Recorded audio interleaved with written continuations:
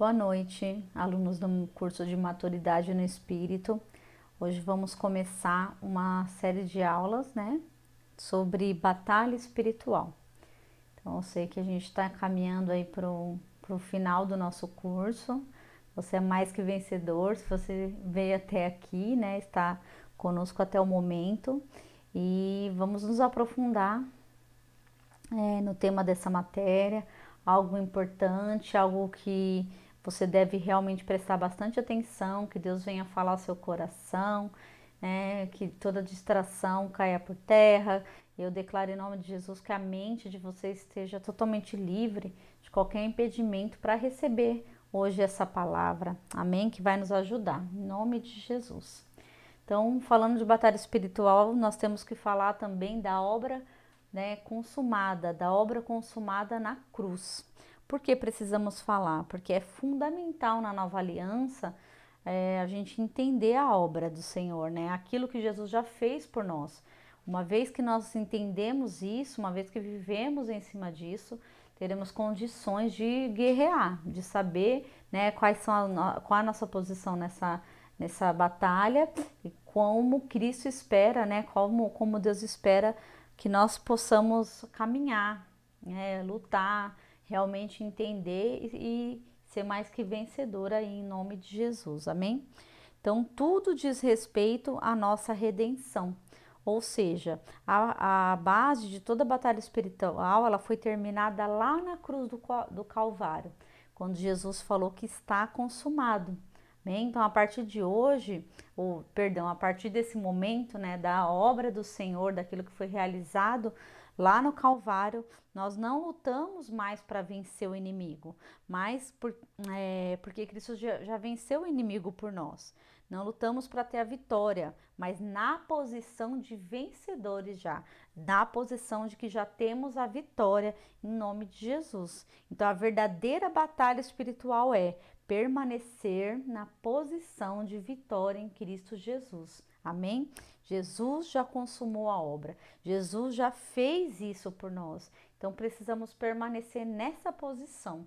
Então lá em João 19:30 fala assim: Pois Jesus tomou o vinagre e disse: está consumado. Inclinando a cabeça, ele rendeu o seu espírito. Ali toda a obra do Calvário, toda a obra do Senhor foi consumada. Jesus ali venceu a morte, Jesus ali venceu o inferno, Jesus ali ele venceu o diabo. Então, uma vez que ele já venceu, nós já somos vencedores nele. Nossa posição tem que ser de entrar na guerra, entrar na batalha já como vencedores, como alguém que já ganhou, não alguém que se esforça, faz algo para receber, mas você já recebeu, amém? Então a verdadeira batalha espiritual, como eu falei aqui, é você permanecer na posição de vitória através de Cristo Jesus. Então, o Jardim do Éden é uma alegoria da obra consumada. Lá na sua apostila, nós estamos lá na página 94. Então fala assim que no Velho Testamento o Jardim do Éden, ele é essa alegoria. Por quê? No sexto dia, Deus ele consumou toda a sua obra de criação. Então ele colocou o homem lá no jardim. O homem não foi colocado ali para ajudar Deus a terminar essa obra, não é verdade? O homem foi colocado ali quando já estava tudo pronto, mas como Adão apenas foi colocado ali para cultivar, Adão foi colocado ali para guardar, que eram as duas únicas atribuições até então dadas ao homem, de guardar o jardim, de cuidar desse jardim. Creio que Deus ele trouxe a igreja hoje na mesma posição, assim para que o homem ele pudesse cultivar e guardar. O Senhor disse que ele deveria dominar e sujeitar toda a criação. Hoje também recebemos autoridade para sujeitar e dominar sobre as obras do diabo. Amém? Deus ele deixou para nós através de Cristo essa autoridade.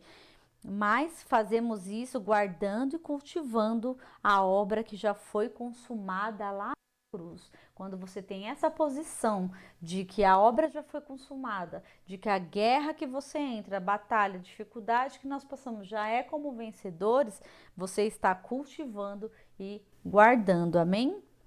Então, o alvo do diabo é fazer com que o homem saia dessa posição, né? O alvo dele é fazer com que você perca o foco, perca a visão daquilo que Deus sonhou para você.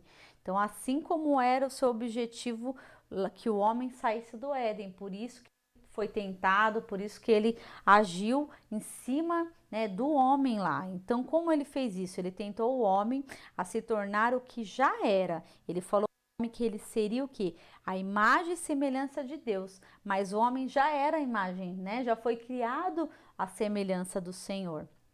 Então, o diabo enganou e disse que se ele comesse o fruto, se tornaria como Deus. Então, hoje, né, trazendo para a nossa realidade, para como a gente vive hoje, o inimigo, ele usa a mesma estratégia, ele faz as mesmas coisas desde lá do Éden. As estratégias que ele usa para paralisar, para engano, para mentira do homem são as mesmas. Então você já é justo, mas ele tenta convencê-lo de que você precisa fazer algo para se tornar justo, não é?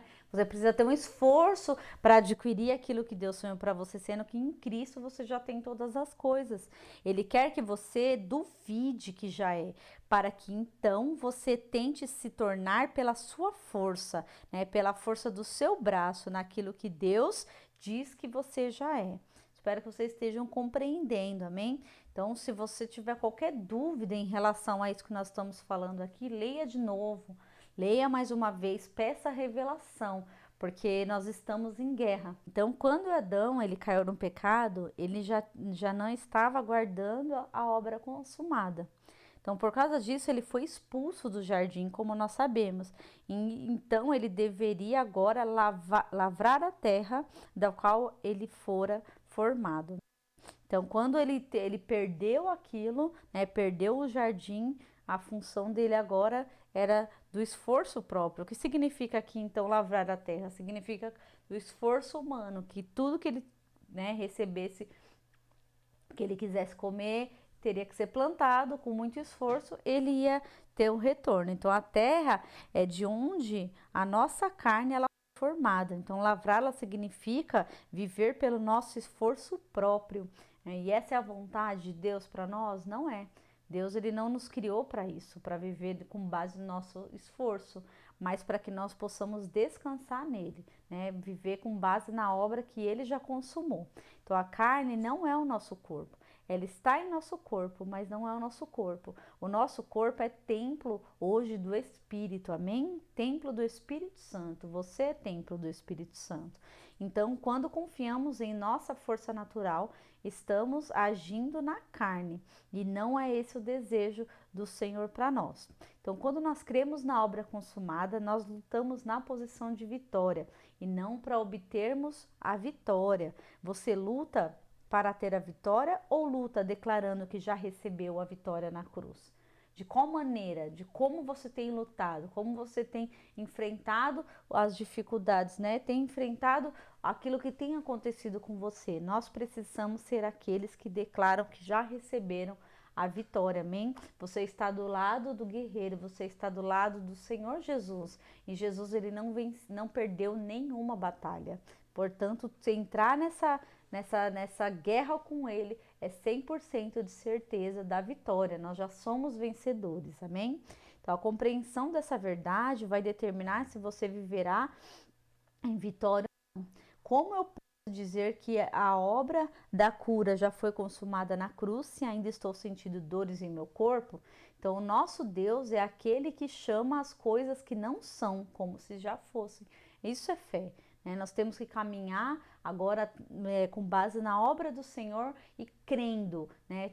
colocando a nossa fé em prática para receber aquilo que Ele já nos deu. Então Deus, Ele se alegra quando cremos que a obra já está consumada, mesmo que pareça que nem foi iniciada ainda. Então nosso esforço é para entrar nesse descanso. Nosso esforço agora é para desfrutar da obra do Senhor. Só pode descansar quem crê que tudo já está terminado. Então, se você não crê, você não consegue descansar. Essa é a verdadeira batalha espiritual, guardar a obra consumada. Tenha isso em mente. Lembre-se disso que nós estamos falando aqui. Esse é o bom combate da fé, ignorar os sintomas do corpo e declarar a verdade da obra consumada na cruz. Aleluia. Então, hoje Deus não é apenas Deus para nós, mas Ele é nosso Pai.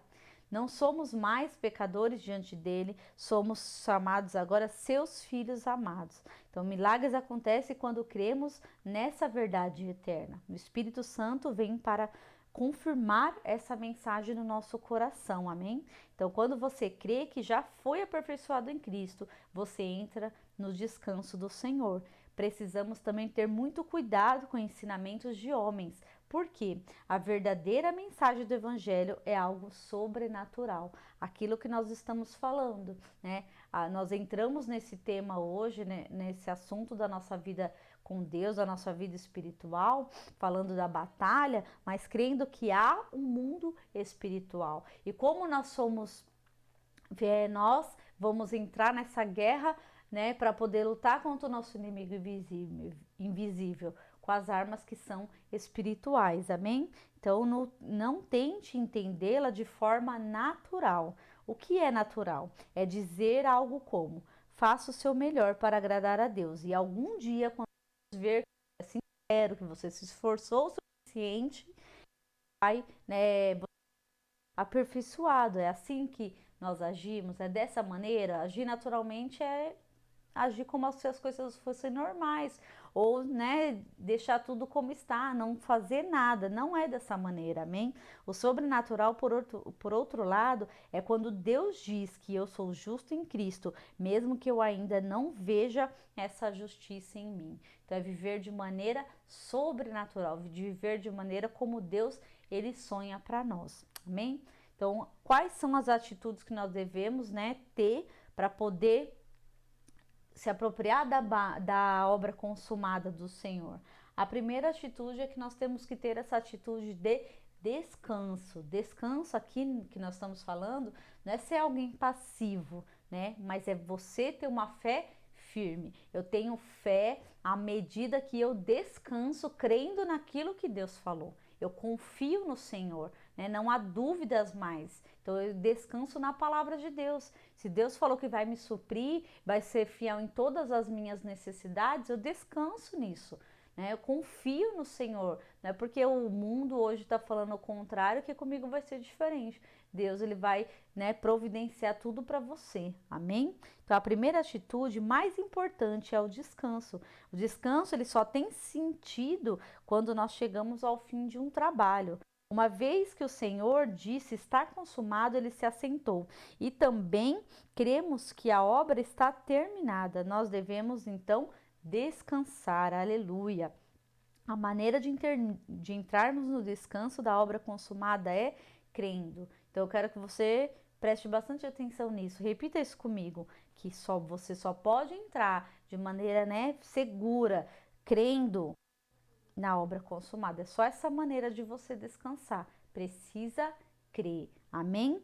Então precisamos ouvir a palavra, mas esse ouvir deve ser acompanhado de fé. Então, creia que o que Deus diz a seu respeito e no que ele realizou na cruz ao seu favor. Isso é uma decisão do seu coração. A palavra de Deus, ela diz que depois de ter oferecido o sacrifício pelo pecado, Cristo, ele se assentou.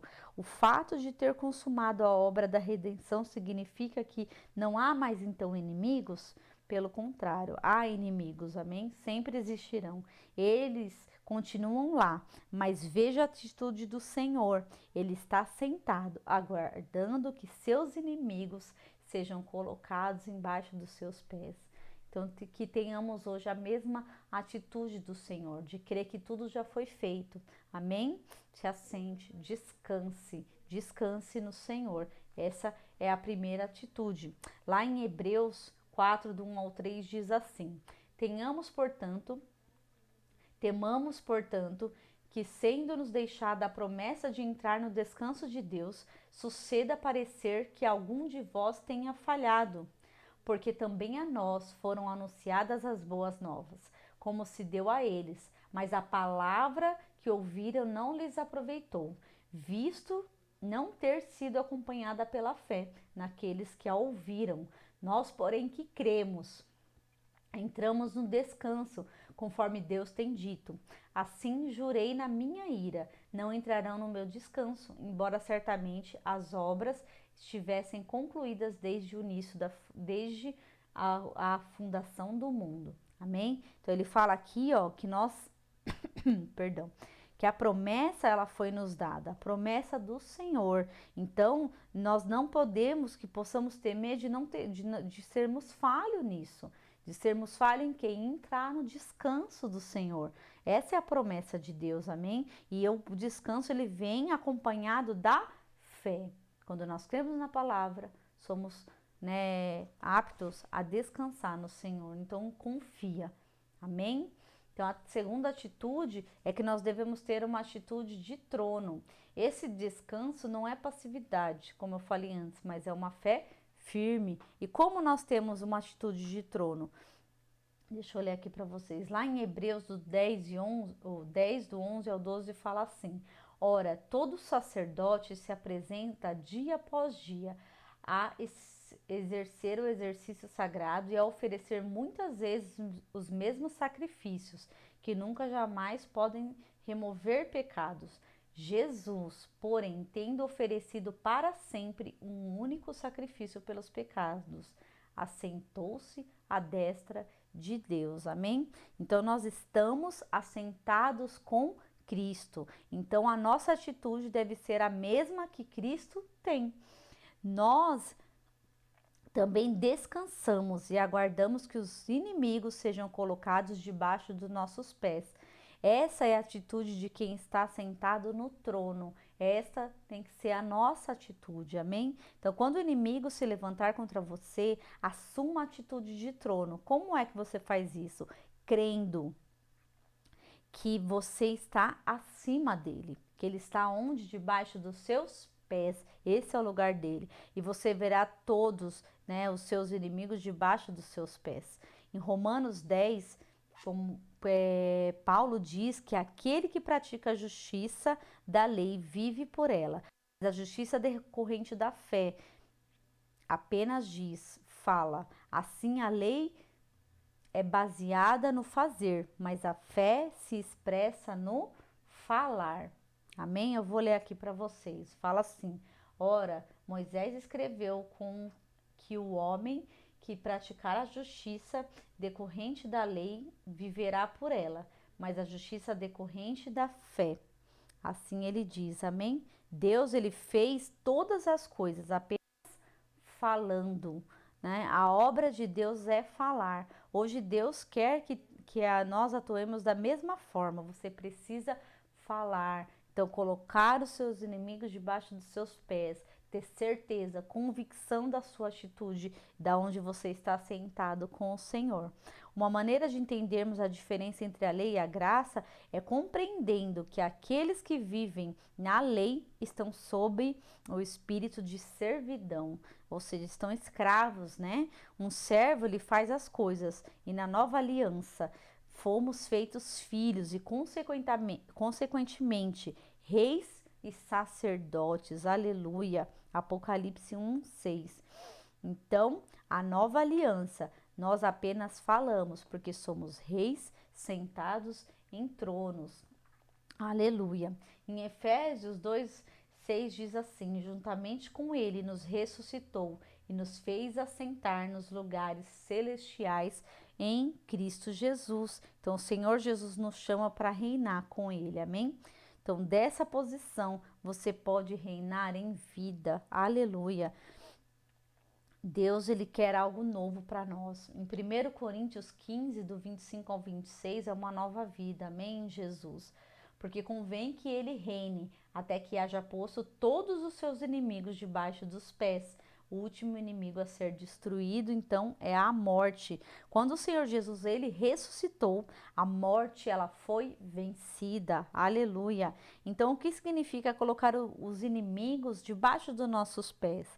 Os pés são uma parte do corpo. O corpo de Cristo é a igreja. Isso nos mostra que a vitória foi consumada, como na história daqueles 5 reis. Mas agora é preciso colocar os inimigos debaixo dos pés da igreja. Isso é experiência, amém?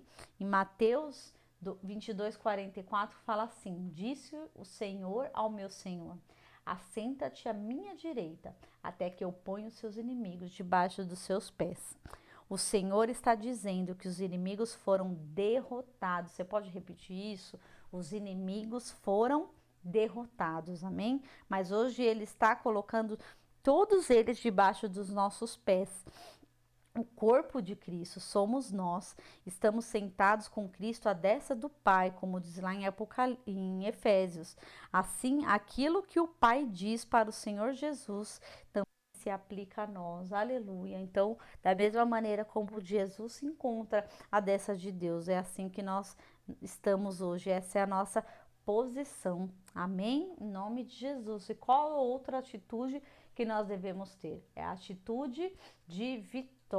Nós lutamos para a vitória, amém? A Bíblia fala assim lá em Hebreus 2, 14 e 15: Visto, pois, que os filhos têm participação comum de carne e sangue, destes também ele igualmente participou, para que por sua morte destruísse aquele que tem o poder da morte, a saber, o diabo, e livrasse todos que, pelo pavor da morte, estavam sujeitos à escravidão por toda a vida. Então, esse texto ele nos mostra claramente que a morte não vem de Deus. O diabo é aquele que detém o poder da morte. Ele não tem qualquer poder nele mesmo, mas ele usa o poder de outra coisa para trazer a morte. Então, essa coisa se chama lei.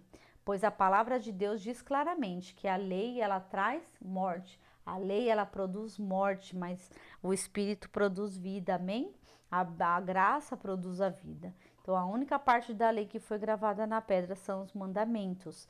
Sabendo que a lei produz morte, o que faz então o diabo? Ele procura levar o crente a viver pela lei, porque para que haja morte na vida dele. Desta forma, trazendo acusação, né? A pessoa se sente acusada, condenada por ele. Ele diz que o crente, que toda vez que ele faz algo de errado, ele deve esperar o que algo ruim aconteça com ele. Ele deve ser punido por isso. E não é assim que Deus faz, amém? Algumas vezes as pessoas até mesmo esperam pela morte. Em outras palavras, o poder da morte está na acusação. Se você aceita a condenação, o inimigo ele ganha espaço. Então é essa maneira, lembra que a gente falou lá no começo da aula, desde lá do Éden, o inimigo ele tem as mesmas estratégias, a mesma forma de agir e ele quer paralisar o propósito de Deus na sua vida, te impedir. Não deixe que a acusação, que a condenação, que são obras da lei, façam parte da sua vida, amém? Você é livre, em nome de Jesus. Então, o nome do diabo é Satanás, que significa acusador. Somente quando você aceita a acusação, você entra debaixo do poder da morte. O texto diz que vivíamos sujeito à escravidão, por causa do medo da morte. Então, hoje precisamos o quê? Receber uma revelação de que Deus ele já nos livrou do medo, nós somos livres do medo, nós somos livres da condenação. É certo que o Senhor Jesus fez algo para nos libertar. Pela morte ele destruiu o diabo. A palavra destruir aqui não significa aniquilar, mas destruir o diabo do poder que ele tinha. Ele não tem mais poder. Precisamos fazer com que essa vitória seja experimentada também em nossa vida. Você precisa viver com essa atitude de vitória, de que você já é vitorioso. quando o Senhor Jesus ressuscitou, a morte foi vencida, aleluia. Então, o que significa colocar os inimigos debaixo dos nossos pés? Os pés são a parte do corpo da igreja. Jesus, ele quer que a igreja, ela se levante já com uma posição de vitória, que o inimigo foi colocado debaixo dos pés dela. Amém? Então, nós já lemos esse versículo que fala lá em Mateus, que o Senhor disse que nós já colocamos os inimigos debaixo dos nossos pés. Então tem que ser essa a nossa atitude. Ande com base na obra consumada do Senhor, com base na graça, né, na obra de Cristo lá na cruz. E nós vamos sair mais que vencedores, amém? Em nome de Jesus. Então nós vamos continuar falando sobre essa obra maravilhosa. Então, primeiro que nós precisamos, quais são as atitudes para a gente relembrar? Que nós precisamos viver uma vida de descanso, né? Viver uma vida de trono e viver uma vida de vitória em nome de Jesus. Amém? Então, nós vamos prosseguir para a próxima aula, a aula 2, e vamos falar sobre a batalha da mente. A batalha da mente. Então, a batalha da mente é algo que nós precisamos nos aprofundar. Peço que você seja bem atento para aquilo que nós vamos conversar aqui, amém? Então, as pessoas, elas gostam de dizer que elas são livres pensadoras, mas se nós formos colocar como base a pessoa ainda não ter conhecido o Senhor e está presa no pecado, ela não é livre, né? Ela não tem liberdade para pensar. Então, todo homem, ele nasceu nesse planeta, ele é escravo do pecado e ele precisa nascer de novo para ser livre. Então, a mente dele é prisioneira. A mente dessa pessoa ainda é escrava do pecado e das mentiras do diabo sobre a vida dela, né? Aqueles que se dizem livres, como eu falei, pensadores, na verdade, eles não podem deixar os pensamentos sujos e negativos. Por quê? Porque isso faz parte da natureza humana. Então nós precisamos sujeitar nossa mente a Cristo. Amém? Então, se queremos experimentar uma vida de liberdade, se esse é o desejo seu, esse é o meu desejo, né? Precisamos lutar a batalha da nossa mente. Essa é a batalha mais importante. Nós vamos falar bastante dela. Não é por acaso que o Senhor Jesus foi crucificado num lugar chamado Gólgota, que significa caveira em hebraico. Creio que isso nos mostra que tudo começa na nossa mente. Ali começa a verdadeira batalha. É uma batalha muitas vezes silenciosa, porque só você sabe aquilo que passa na sua mente, né? Outras pessoas não têm conhecimento se você não falar.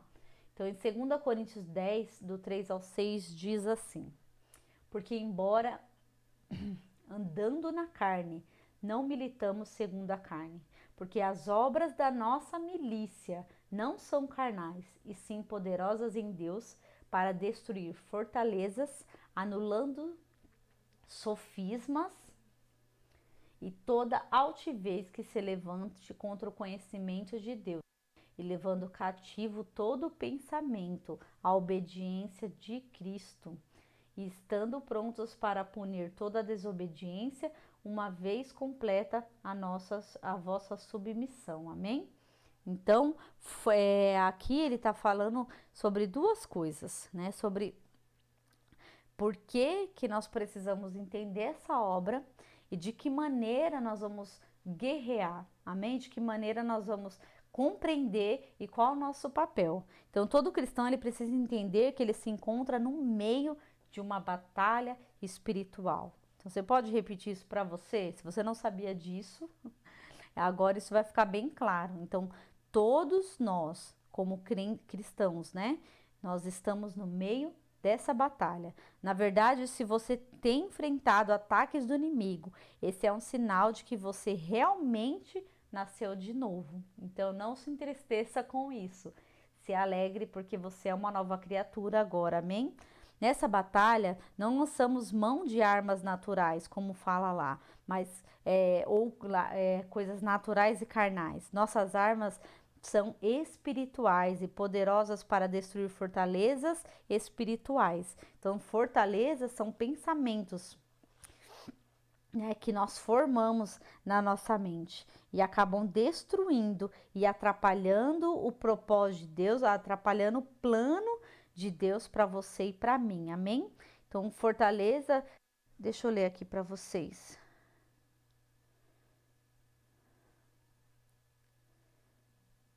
Aleluia.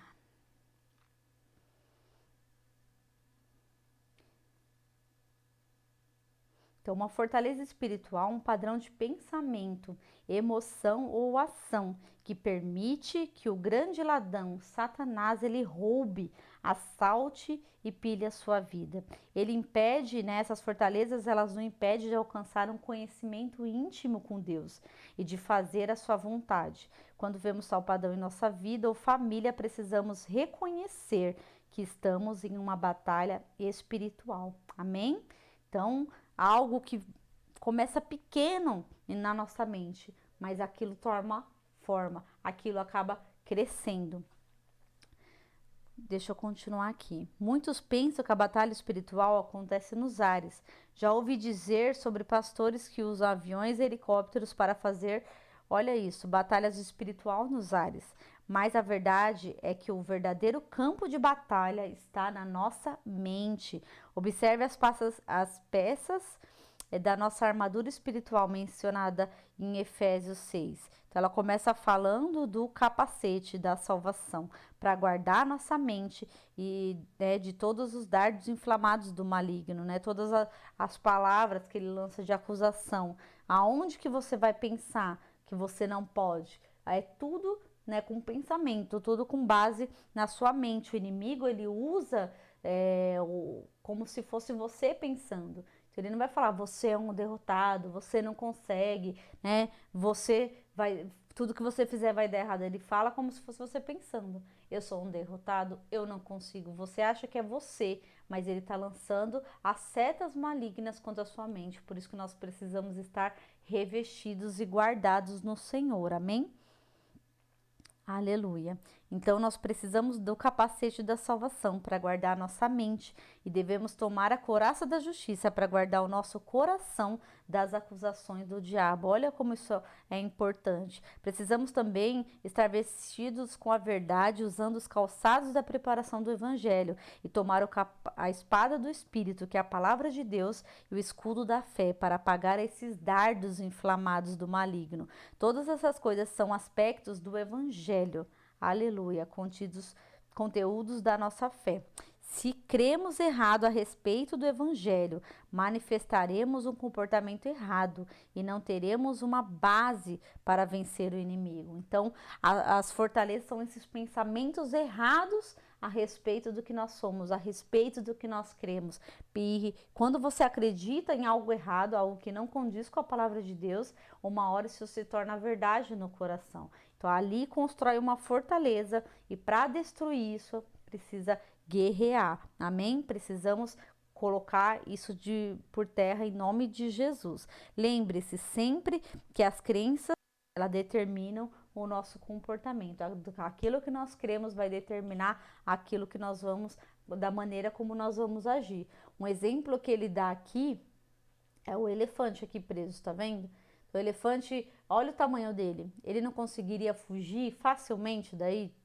Só que na mente dele ele não se enxerga, porque ele foi preso, né, ali pela pata desde quando ele era um filhotinho, quando ele não tinha força. Então ele cresce e ele não consegue fugir, né? Por quê? Porque ele não se vê como alguém grande, ele não se enxerga. Ele acha que ele ainda é aquele pequenininho que não tem força. Então, são uma fortaleza, uma construção estratégica com o fim de eliminar o inimigo, né? Uma fortaleza, ela se planta na sua mente e você vai dando vida, ela ganha forma, né? Outro exemplo, eu também já acreditei na ideia estúpida de que havia nascido gay. Então, quando a pessoa hoje, né, o que mais nós temos ouvido falar é sobre essa ideologia de gênero, então a justificativa das pessoas são que elas nascem assim, né? Que Deus errou, porque você está dizendo isso para o Senhor, não é? Que se hoje eu me encontro num corpo contrário àquilo que eu acredito que eu deveria ser, né? Eu tô falando para Deus que Ele mandou lá na forma errada, né? Na forma errada. Então, quando as pessoas já acreditam nisso, isso é uma fortaleza, porque isso não é verdade, né? Ninguém nasce assim, amém? Então, e nós vamos também falar aqui sobre sofismas, né? Sofisma é um argumento aparentemente lógico, cujas premissas não sustentam a conclusão. Para ilustrar o exemplo, vamos ver um exemplo. Se o amor é cego e Deus é amor, então Deus é cego. Isso é verdade? Não, né? Então, quem não trabalha tem muito tempo livre. Um outro exemplo. Não é assim. É uma coisa que parece ser uma coisa, ou que parece real, mas não é. Amém? Então, aqui um exemplo: Jesus é Deus, Maria é mãe de Deus, então Maria também, Maria é mãe de Jesus, então Maria também é mãe de Deus. Isso não é verdade. Amém? Então, o verdadeiro campo de batalha seja sempre, né, claro para você, sempre vai ser na nossa mente. Então, como nós fazemos hoje para entrar nessa guerra? Já está aqui, né, tendo bastante clareza de qual é o seu papel, né? Nós precisamos estar revestidos, porque nossa guerra não é natural, nossa guerra é espiritual, nossa guerra é invisível, na verdade, mas o Senhor, ele nos dá armas para derrotar o inimigo. Amém? Então, Paulo diz que o objetivo da batalha espiritual é destruir fortalezas, anular sofismas e trazer cativo todo pensamento à obediência de Cristo. Toda fortaleza e todo sofisma estão na nossa mente, está tudo lá dentro. Existem muitos tipos de fortalezas na mente. Há pessoas que vivem depressão, outras lutando com pensamentos descontrolados, outras não conseguem se concentrar e ter um foco. Tudo isso são exemplos de fortalezas. Como elas são destruídas? Paulo ele diz que é pela obediência de Cristo. Amém? Vamos ler lá em Romanos 5:19. Fala assim: porque, como pela desobediência de um só homem, muitos se tornaram pecadores, assim também, por meio da obediência de um só, muitos se tornarão justos. Aleluia. Então, pela obediência de Adão, nos tornamos pecadores e sujeitos à enfermidade, à pobreza e à morte. Você pode pensar que isso é injusto, mas Deus faz a mesma coisa com Cristo. Por causa da obediência de Cristo, olha só, nós nos tornamos justos. Frequentemente declaramos que somos justos por causa da justiça de Cristo que nos foi dada. No entanto, quando pecamos, concluímos que não somos justos. Mas se você crê que perde a justiça quando peca, isso significa que você crê que tudo depende da sua obediência. Vocês estão entendendo? E não depende da sua obediência, depende da obediência de quem? De Cristo. Cristo ele obedeceu. Cristo cumpriu todos os requisitos. Amém? Então, nós temos, nossa base é ele. É por isso que Paulo diz que precisamos trazer todo pensamento à obediência de Cristo e focar nela. Amém? Então, você vai ser livre. Tantas coisas que estão colocadas aqui, né? Das drogas, da mentira, da opressão, da prostituição, do medo, da sensualidade, tudo que é contrário àquilo que Deus tem para você. Como você vai vencer? Trazendo seus pensamentos cativos à obediência do Senhor. Esse tem que ser o foco. Quando aquilo, né, tiver tirando você do foco, volta de novo o pensamento, traz cativo a obediência do Senhor, amém? Então, no entanto, em que você foca na sua obediência ou na falta dela, o inimigo ele toma espaço contra você. Não esquece que é uma guerra, então precisa estar alerta, atento. Ele vai dizer: você pecou, agora você já não é mais justo e você acredita. Mas se focamos no nosso pensamento, a obediência de Cristo, nós permanecemos na base de que somos justos em Cristo Jesus. Isso significa que a nossa obediência não é importante? Claro que não. Paulo diz que no verso seguinte que depois disso estaremos prontos para punir toda a desobediência, uma vez completada a nossa submissão. A nossa obediência é apenas o fruto da obediência de Cristo. No Velho Testamento, a obediência era a origem da justiça do homem, mas nos dias do Novo Testamento, a justiça é o fruto. Quando você acredita que é justo por causa de Cristo, mais você vai ver o fruto da própria obediência. E quanto mais você se condena por cair, mais vezes então você vai cair. Amém? Então, nosso pensamento precisa estar cativo, né? Precisa estar lá voltado para a obediência de Cristo. Quanto mais eu creio, né, na justificação através de Cristo, a minha obediência a Ele, a minha submissão a Ele se torna um fruto, vão acontecer naturalmente sem o esforço humano, amém?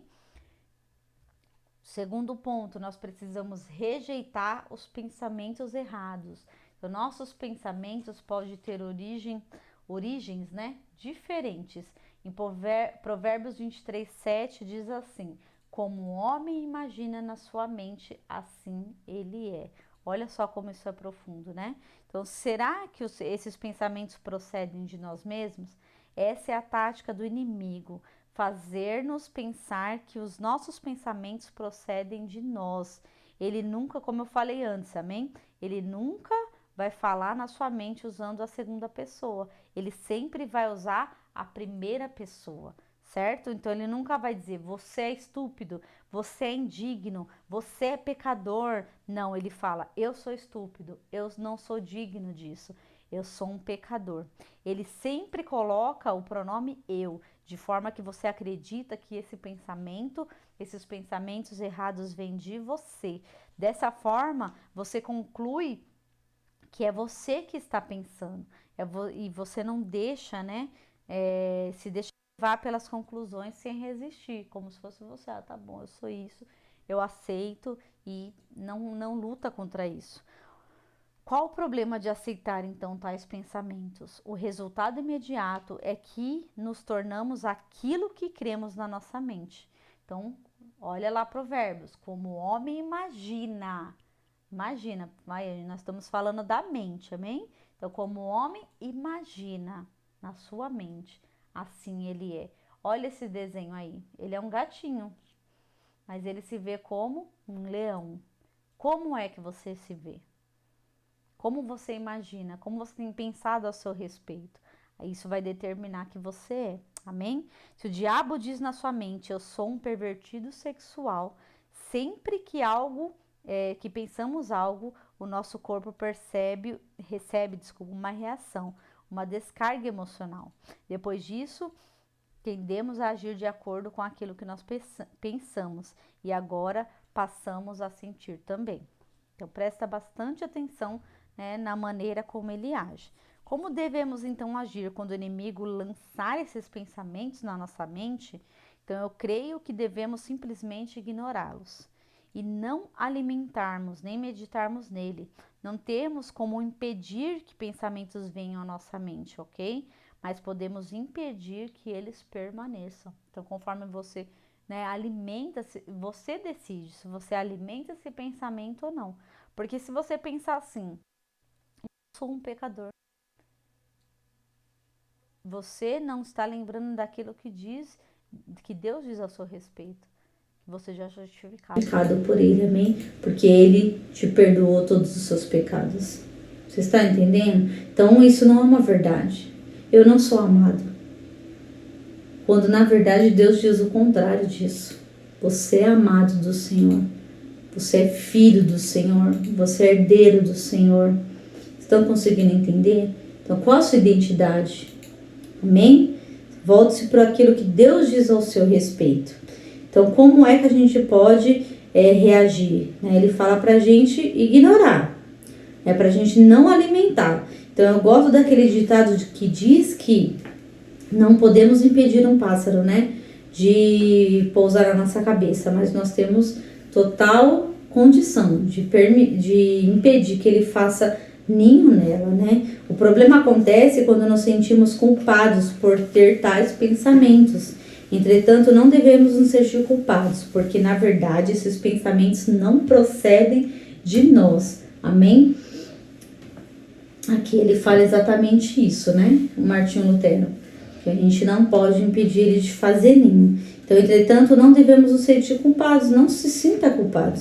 Muitas vezes tenho estado em lugares onde pessoas falam coisas profanas a respeito de Deus. Quantas vezes nós ouvimos isso, né? Então, nós ouvimos tal coisa, mas não, né, a gente não se sente, não deveria se sentir acusado, nem querer, né, ser advogado do Senhor, tentar defendê-lo, porque essas palavras não procedem de nós, amém? Foi outra pessoa que falou. O mesmo se dá com o nosso pensamento, não procede de nós, portanto, não precisamos nos condenar por causa deles. Quando os pensamentos maus vierem, apenas diga, não são meus, portanto não vou aceitá-los, amém? Você deve rejeitá-los, rejeite todos esses pensamentos. O inimigo calar, Satanás, cala a boca, para de falar na minha mente, em nome de Jesus. Eu te repreendo agora, em nome de Jesus. Amém? Torne os seus pensamentos cativos ao Senhor Jesus, não os alimente. O terceiro ponto aqui, a introspecção abre portas na mente. Em Romanos 10, do 2 ao 4, fala assim: porque lhes dou testemunho de que eles têm zelo por Deus, porém não com entendimento. Porquanto, desconhecendo a justiça de Deus e procurando estabelecer a sua própria, não se sujeitam a que vem de Deus. Porque o fim da lei é Cristo, para a justiça de todo aquele que crê. Amém? Então existe uma sequência terrível quando cedemos aos pensamentos do maligno. Podemos adquirir o que os médicos chamam de transtorno obsessivo compulsivo. Olha isso como é sério. Quando o inimigo fala em nossa mente que pecamos, imediatamente sentimos a condenação, mas não sabemos realmente o que fizemos. Então começamos a nos vasculhar compulsivamente procurando algo de errado. Quanto mais procuramos, mais culpados nos sentimos. Isso pode chegar ao ponto de ficarmos deprimidos. Então olha, uma coisa vai levando a outra, né? Então ele lança o pensamento, você às vezes nem fez nada ali de grave, não lembra de nada, você começa a procurar e quando nós olhamos para nós, né, quando a introspecção acontece, ela abre portas na nossa mente para pensar e lembrar de coisas que a gente nem imaginava. Olha isso. E quando isso acontece, né, aquilo nos traz peso, nos traz tristeza, porque tem muitas coisas. Não é? Então, ficar procurando erros em si para corrigi-los e assim se sentir como justo diante de Deus é o zelo da carne. Não faça isso, amém? É uma forma sutil de estabelecer a sua própria justiça. Quando tentamos encontrar nossa própria justiça, nós perdemos aquela que vem e procede de Deus. Olha isso, que poderoso. Então, não faça dessa maneira, não, né, tente olhar para você. Em Cristo somos feitos justos. É por isso que jamais podemos perder a salvação, porque não depende do que nós fazemos, né? Nós sempre repetimos isso, ou da nossa própria justiça, mas exclusivamente da justiça de Cristo em nós. Lembre-se sempre que nada depende de nós, mas tudo depende de Cristo. Quando você vê que está caminhando para isso, sentir condenado, começar a pensar e procurar isso, repreenda, amém? Se posicione em nome de Jesus. Aleluia. E a outra maneira é nós resistirmos ao diabo. A melhor forma de resistir ao diabo é ignorá-lo, né? Então, precisamos ignorar aquilo que ele tem falado. Amém? Então, eu creio que a melhor forma de resistirmos ao diabo é através, nós não colocamos ele de lado, como se ele não estivesse ali. Quando você aceita os pensamentos do maligno, você começa a vivenciá-los e as fortalezas se tornam mais firmemente estabelecidas. Isso não significa que não devemos repreendê-lo em certas situações, mas que nosso foco precisa estar no lugar certo. Então, lembro-me de quando era adolescente, aqui ele está dando exemplo, que ficava o tempo todo repreendendo o diabo. Diante de qualquer coisa que acontecia ou que sentia, poderia acontecer, eu repreendi o diabo. O problema é que eu ficava focado o tempo todo no maligno, né? E não na vitória, né? Não naquilo que Deus já tinha para a vida dele. Amém? Então, uma mentira repetida 1000 vezes, uma hora ela se torna uma verdade. Isso é uma fortaleza. Então, 2 Coríntios 11, do 2 ao 4. Porque zelo por vós com o zelo de Deus, visto que vos tenho preparado para vos apresentar como virgem pura a um só esposo, que é Cristo. Mas receio que, assim como a serpente enganou a Eva com a sua astúcia, assim também seja corrompida a vossa mente e se aparte da simplicidade e pureza devidas a Cristo. Olha só o que ele está falando aqui. Então, isso é muito sério. Aleluia. Ainda fala, se na verdade, vindo alguém prega outro Jesus que não temos pregado, ou se aceitais o Espírito diferente que não tendes recebido, ou evangelho diferente que não tendes abraçado, a esse de boamente o tolerais. Amém? Então ele está falando exatamente isso aqui, que a gente não deve ficar preso nisso, amém? Não deve colocar o diabo também em lugar além daquilo que ele já deve ser, né? Já foi feito por ele. Então o evangelho é muito simples, é sobre Jesus e não sobre nós. É sobre nós apenas na medida em que estamos nele. Cristo é a nossa justiça, sabedoria, santidade e redenção. Eu me glorio unicamente em Cristo. Paulo diz que ainda hoje podemos ser enganados como Eva foi enganada lá no Éden, né? Olha só, Eva foi enganada através da serpente. Tá? A mente dela foi corrompida lá no Éden. Como o inimigo pode nos enganar, como enganou Eva?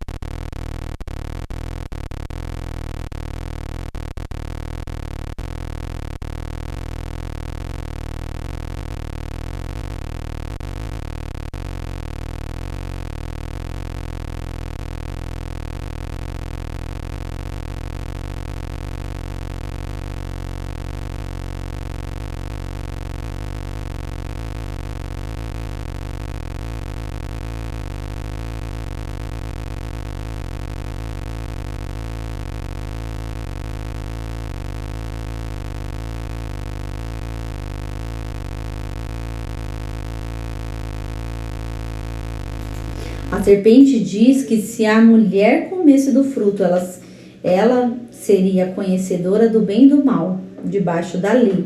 Quando vivemos pela lei, estamos sempre considerando se algo é bom ou mal, e se aquilo que nós estamos considerando procede do Senhor.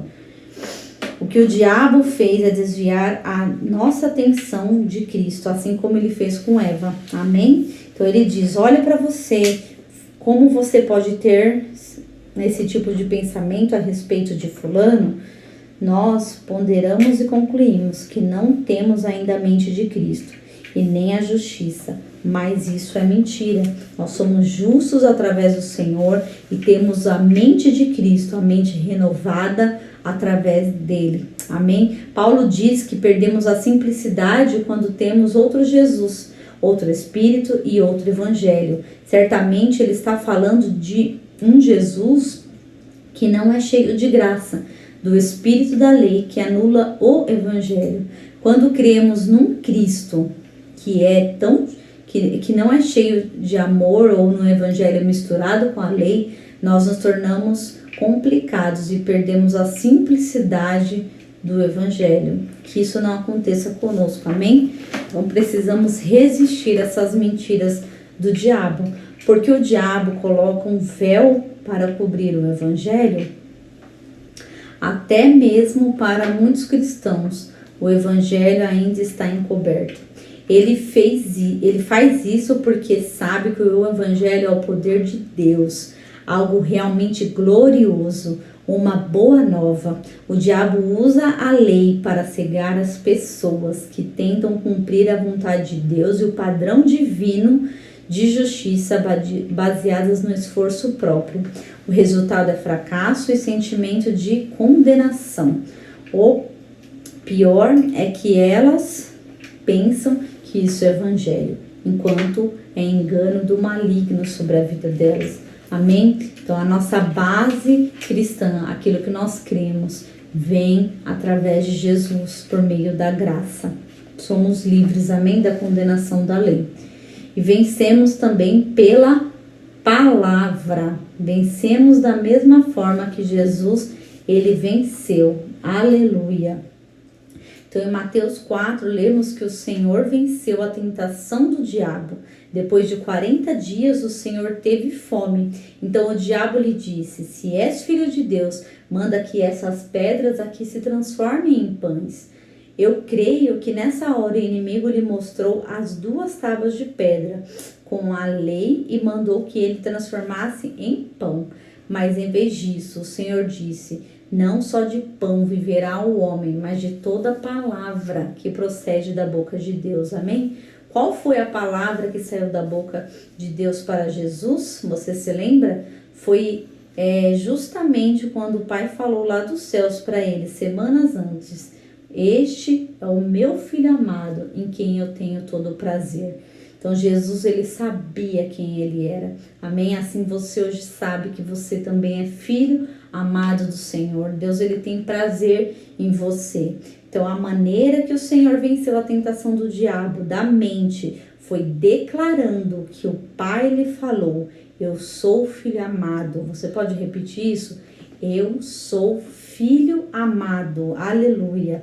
Essa é a maneira como vencemos a batalha espiritual na nossa mente hoje também. Então, declarando, sermos convictos da identidade que nós temos no Senhor. Tudo começa com base na identidade. Amém? Você é filho. Jesus ali, ele só pode vencer, né? Só pode seguir e vencer o inimigo dele através da palavra, porque ele sabia que Deus pensava a respeito dele.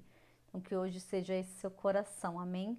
Releia isso que nós falamos aqui, para que isso se torne realidade na sua vida. Você é mais que vencedor através de Cristo Jesus, e essa batalha na mente, ela precisa ela é diária, né? Ela vai acontecer enquanto nós estivermos aqui, ou até Jesus voltar, ou nós não estivermos mais aqui, nós estamos inseridos na batalha, na guerra. Amém? Então essa é a nossa guerra espiritual, que possamos crescer, né? Aprendendo mais dela, voltados para o Senhor, né? E com a graça dele nós somos mais que vencedores em nome de Jesus. Amém? Até a próxima aula.